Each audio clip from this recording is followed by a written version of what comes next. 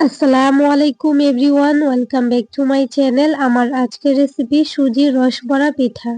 অনেকেই আছেন যাদের পিঠাটা শক্ত হয়ে যায়, দুধে ভিজানোর ফলে ফুলকো অথবা নরম তুলতুলে হয় না। তাদের জন্য আজকের রেসিপিতে থাকছে অনেকগুলা টিপস। সুজির রসবড়া পিঠা শীত হোক বা গরম যে কোনো সময়ের জন্য পারফেক্ট একটা পিঠা।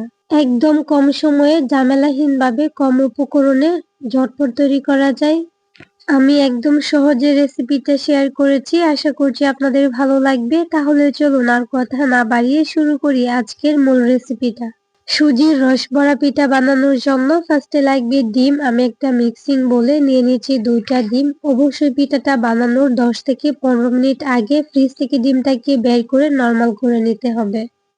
এখন আমি এর মধ্যে দিয়ে দিব চিনি। আমি এখানে 1 টেবিল চামচ পরিমাণ দিয়ে দিচ্ছি চিনি, দিয়ে দিচ্ছি স্বাদ মতো লবণ। ব্যাস এইটুকুই, এখানে আর কোনো উপকরণ এড করা লাগবে না। এখন একটা উইস্ক দিয়ে খুব ভালোভাবে এই ডিমটাকে ফেটিয়ে নিব। যদি আপনারা এখানে ডিমের পরিমাণটা বাড়িয়ে কমিয়ে নিতে চান তাহলে বাকি যে উপকরণগুলো আছে সবগুলো কিন্তু বাড়িয়ে কমিয়ে নিতে হবে। ডিমটা কিন্তু খুব ভালোভাবে আমি ফেটিয়ে নিয়েছি। এখন আমি এখানে এড করব সুজি, তবে সুজিটা কিন্তু একসাথে দেওয়া যাবে না।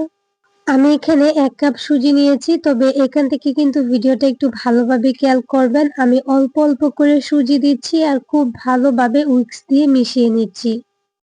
আমি কিভাবে এটাকে ফেটিয়ে নিয়েছি বা মিশাচ্ছি এটা কিন্তু আপনারা দেখেই বুঝতে পারছেন। আমি আবারও অল্প করে সুজি দিচ্ছি, আবারও খুব ভালোভাবে ফেটিয়ে নিচ্ছি। আমি 3 থেকে 4 বার করে অল্প অল্প করে সুজি দিয়েছি। আর ঠিক এরকম একটা ঘনত্ব হবে দেখেন। একদম পাতলা না, আবার যে একদম ঘন এরকম না। ঠিক এরকম একটা কনসিস্টেন্সিতে আসলেই কিন্তু এখানে আর কোনো রকম সুজি এড করা যাবে না। আর কতটুকু সুজি দিয়েছি আপনারা দেখে বুঝতে পারছেন। আমি 1 কাপ সুজি নিয়েছি, হাফ কাপের মতো লাগছে আর বাকিটা কিন্তু রয়ে গেছে। এই পর্যায়ে আমি এটাকে ঢাকনা দিয়ে ঢেকে রেস্টে রেখে দিব 5 থেকে 7 মিনিটের জন্য। আর এদিকে চুলায় একটা প্যান বসিয়ে দিয়েছি, তার মধ্যে আমি 3 কাপ লিকুইড দুধ দিয়েছি।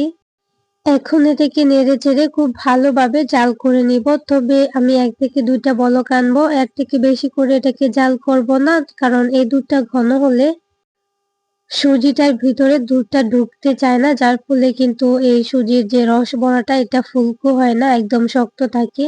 দুধটাকে আমি কিছুক্ষণ জাল করে নিয়েছি। দুধটা গরম হওয়ার পরেই কিন্তু আমি এখানে হাফ কাপ চিনি দিয়েছি। মিষ্টিটা অবশ্যই যে যার পছন্দ মতো এড করবেন। আমি কিন্তু এর মধ্যে তেজপাতা, দারুচিনি, এলাচ সবকিছু এড করেছি। তবে আপনারা চাইলে শুধু এলাচের অল্প একটু গুঁড়া দিতে পারেন। সবগুলো গরম মসলা একসাথে দিলে এটার ফ্লেভারটা অনেক বেশি ভালো আসে। এখন এটাকে জাল করে আমি বলক নিয়ে আসবো। আমি এখানে স্বাদমতো লবণ দিয়েছি। মিষ্টি খাবারে যারা লবণ খেতে পছন্দ করেন তারা দিতে পারেন, আর যারা পছন্দ না করেন তারা চাইলে এই বিষয়টা স্কিপ করতে পারেন। কিছুক্ষণ পরেই কিন্তু দুধটা খুব ভালোভাবে গরম হয়ে গেছে আর বলক চলে আসছে। তবে আমি এটা বেশিক্ষণ জাল করব না, 1 থেকে 2টা বলক আসার পরেই কিন্তু চুলাটাকে অফ করে একটা সাইডে এটাকে রেখে দিব, কিন্তু ঢাকনা দিয়ে ঢেকে রাখবো যাতে করে দুধটাও গরম থাকে, একদম ঠান্ডা না হয়ে যায়। আপনারা চাইলে এখানে গুঁড়া দুধ এড করতে পারেন, এতে করে আরো বেশি টেস্টি হবে। আমি যেভাবে সুজির রস বড়া পিঠাটা প্রায় বানাই ঠিক সেভাবেই রেসিপিটা শেয়ার করেছি। অবশ্যই আপনারা একবার হলেও বাসায় ট্রাই করবেন। আমি আশা করছি আপনারাও কিন্তু একদম পারফেক্ট ভাবে সুজির রস বড়া বানাতে পারবেন। কিছুক্ষণ রেস্টে রাখার পরে দেখেন এটা অনেকটাই ঘন হয়ে গেছে।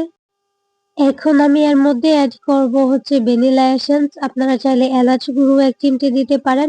এবার আমি খুব ভালোভাবে একটু সময় নিয়ে সুজিটাকে ফেটিয়ে নিচ্ছি। সুজিটা দেখেন এখন একদম পারফেক্ট কনসিস্টেন্সিতে চলে আসছে। এর থেকে যদি বেশি পাতলা করেন তাহলে সুজিটা যখন আপনারা তেলের মধ্যে দিবেন একদম ছড়িয়ে যাবে। আবার এর থেকে যদি সুজিটা ঘন করেন তাহলে কিন্তু দুধে ভিজানোর পর সুজিটা শক্ত হয়ে যাবে, ফুলকো হবে না, নরমও হবে না। আমি একটা চামচ দিয়ে আপনাদের দেখিয়ে দিচ্ছি, ঠিক এরকমই হতে হবে। আর এই চামচটা দিয়ে আমি হচ্ছে পিঠাগুলো বানাবো যাতে করে সবগুলো পিঠা এক সমান হয়। চুলায় একটা প্যান বসিয়ে দিয়েছি, তার মধ্যে পর্যাপ্ত তেলও দিয়ে দিচ্ছি। আর দেখেন আমি এখানে অল্প একটু হচ্ছে সুজির ডো দিয়েছি। আর দেখেন কিছুক্ষণ পর এটা যখন তেলের উপরে বেশি উঠবে তখন কিন্তু সুজির রস বড়া পিঠাগুলো দিব।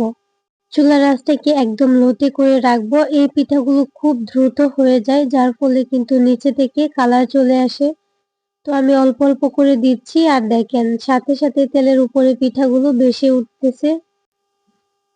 কিছুক্ষণের মধ্যেই কিন্তু আমি এগুলাকে উল্টে দিয়েছি আর নাড়াচাড়া করার দরকার নাই, কারণ এগুলা কিন্তু এমনিতেই তেলের উপরে ভেসে উঠে নাড়াচাড়া করতেছে। এখন আমি একটা একটা করে উল্টে দিচ্ছি। কিছুটা সময় নিয়ে এই পিঠাগুলো ভেজে নেব চুলার আঁচ থেকে একদম লোতে করে, যাতে করে ভিতর থেকে পিঠাগুলো সুন্দর করে হয়। সবগুলো পিঠার সাইজ কিন্তু একরকম হয়েছে। এখন এটাকে উল্টে পাল্টে আমি একটু হালকা লাইট গোল্ডেন ব্রাউন করে ভেজে নিচ্ছি। আপনারা চাইলে কিন্তু এগুলা সাদা রেখে উঠিয়ে নিতে পারেন। আবার চাইলে একদম গাঢ় করেও এগুলা ভেজে নিতে পারেন। আবার চাইলে সাদা সাদাও রাখতে পারেন। আমি ঠিক এই পর্যায়ে তেল ঝরিয়ে উঠিয়ে নিয়েছি। একদম গরম গরম পিঠার মধ্যেই কিন্তু দুধটা দিয়ে দিতে হবে। পিঠাগুলো একদম গরম আছে, মাত্র কিন্তু পিঠাগুলো আমি তেল থেকে নামাইছি আর এর মধ্যেই আগে থেকে গরম করে রাখা দুধটা দিয়ে একটা ঢাকনা দিয়ে ঢেকে রেখে দিব। এই পিঠাগুলো অন্তত ৪ থেকে ৫ ঘন্টা রাখবেন, তাহলে দেখবেন একদম ফুলকো হবে। দুধটা একদম টেনে নিয়ে এত বেশি ফুলকো, নরম তুলতুলে আর সফট হবে, যেটা কিনা মুখে দেওয়ার সাথে সাথেই মিলিয়ে যাবে। তবে আমাদের যেহেতু ভিডিও বানানোর তাড়া থাকে, আমি ১ থেকে ১.৫ ঘন্টা সময়ের মতো রেখেছিলাম। এতে করে এই পিঠাগুলোর এই অবস্থা, না জানি সারারাত রাখলে কিরকম হতো। আমি কিন্তু এখানে আরো দুধ এড করেছি। কিছুক্ষণ পর পর আমি এগুলা নাড়াচাড়া দিয়েছি। আবার অনেকটা দুধও এখানে এড করেছি, কারণ সুজির রস ভরা পিঠাগুলো কিন্তু পুরা দুধটাই শোষণ করে নিয়েছিল। আর দেখে নিশ্চয়ই বুঝতে পারছেন, মাশাআল্লাহ এত বেশি পরিমাণে ফুলকো হয়েছে। পিঠাগুলো এই দুধ থেকে একদম রসে টাইটম্বুর হয়ে গেছে।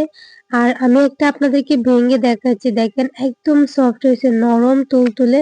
সুজির এই রস ভরা পিঠাটা বাচ্চা থেকে বড়, শীত অথবা গরমে যেকোনো সময়ে অথবা মেহমান আপ্যায়নের জন্য একদম পারফেক্ট একটা পিঠা। সুজি দিয়ে একদম পারফেক্ট একটা রসবড়া পিঠার রেসিপি আপনাদের সাথে শেয়ার করেছি। আশা করছি আপনাদের ভালো লেগেছে। যদি আমার রেসিপিটা ভালো লেগে থাকে তাহলে প্লিজ আমার চ্যানেলটাকে সাবস্ক্রাইব করে পাশে থাকা বেল আইকনটা অন করে দিবেন। আর হ্যাঁ, যারা যারা অলরেডি এই কাজটা করেছেন তাদেরকে অসংখ্য ধন্যবাদ।